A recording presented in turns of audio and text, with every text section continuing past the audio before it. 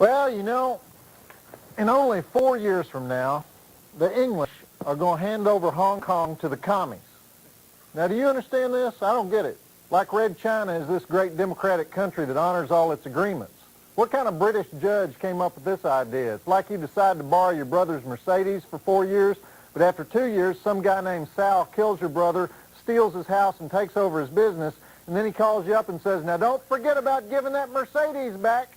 And so if you're British, you go, right, a deal's a deal, right? It's not like these are the guys they made the deal with, right?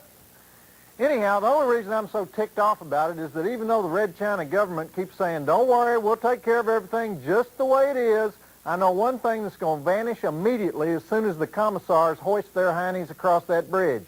Kung Fu movies. They're gone. It's over. Hasta la wonton. The great Shaw Brothers studios, which produce thousands of movies for all of Asia, they're already winding down, looking for a new home. Guys like Jackie Chan are checking their passports. Anybody who makes a living as a stunt coordinator, staging those shootouts where a guy gets blasted with 3 shotguns at once, explodes into 3 pieces, sails 8 stories out of an office building, lands in an empty concrete swimming pool, those scenes, those guys are going to be heading to Bangkok now. And the weird thing about it is, this is the year when America started discovering the real Hong Kong films in a big way. Now, I know we had that brief period in the early 70s when Bruce Lee was God of the universe, but most of his classics like Enter the Dragon, those things were actually made by American studios. What I'm talking about is pure chopsaki with subtitles, those dubbed thwack sounds, those trampoline somersaults in every shootout, brawl, car chase, which is about every 5 minutes of the movie. But this year, there has been such an overwhelming interest in Hong Kong action flicks that there is now a traveling festival of 14 Chinese movies directed at non-Chinese audiences called Festival Hong Kong.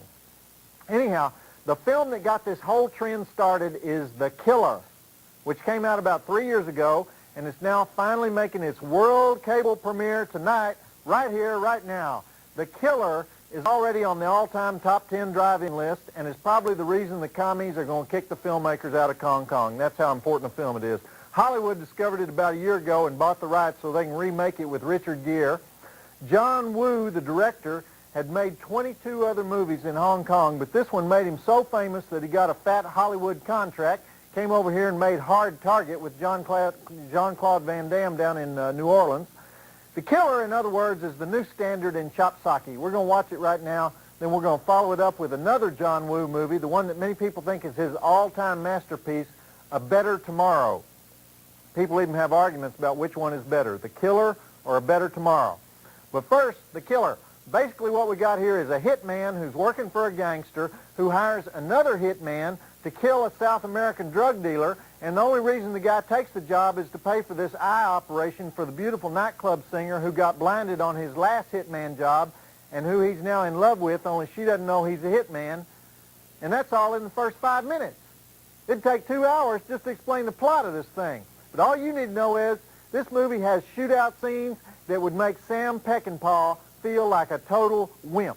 127 dead bodies, 47 million rounds of automatic weapons fire, 4 motor vehicle chases with crash and burn, gunshot wound cauterization in close-up, exploding shack, exploding car, burning church, kung fu, starring the great Chow Yun-Fat as the harmonica-playing killer, Danny Lee as the police inspector, and Sally Ye as the beautiful blind nightclub singer. 4 stars, rated R.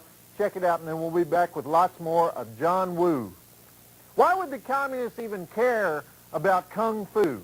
Is kung fu uncommunist? Is it uncommunist to kickbox? Did Mao Zedong write a book about the evils of karate? Karl Marx, was he bad at judo or something? I don't get it. The following movie is rated R. It contains graphic violence, adult language, and adult content. Viewer discretion advised.